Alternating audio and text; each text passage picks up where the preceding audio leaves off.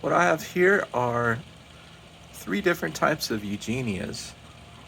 Um, this big one over here is a Pitomba, and it's one that I did buy from a nursery, an online nursery. It came out of Florida. I got it fairly recently, a few months ago.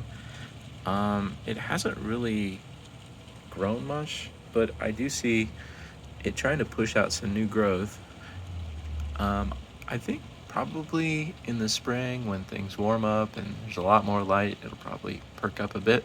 But I have heard it's a slow grower. Over here is another slow growing Eugenia, which is a Pitangatuba. This one is grown from seed.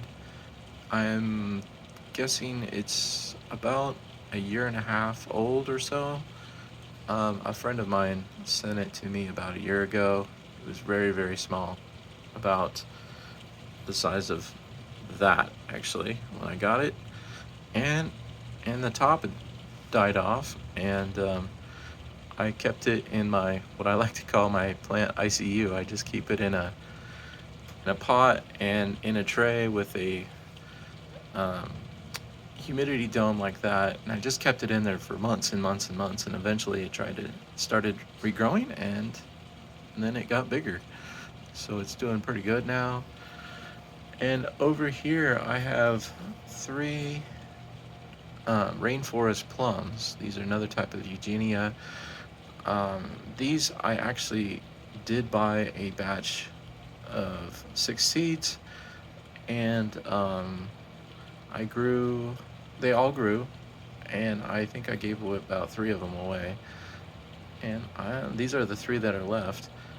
Two of them are kind of grew faster than the others, and this one here is another small one that didn't grow very well at first, but seems to be perking up now. It's just interesting. You can get seeds from the same batch and get a lot different results, even though they're supposedly genetically identical.